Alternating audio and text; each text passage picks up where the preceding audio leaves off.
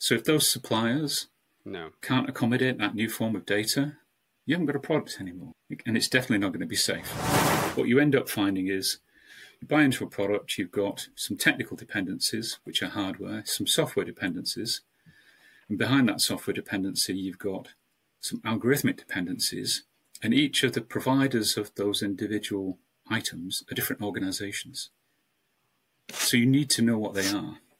Because the one thing that happens in this domain is when you put data on top of it, it doesn't stay static. Yeah. So if those suppliers can't accommodate that new form of data, you haven't got a product anymore. And it's definitely not going to be safe. So that's where Pridor identifies. So it identifies the risks associated with data, algorithms, and repositories. Right. Yeah. So it's a big part of having effective IT asset management, I suppose.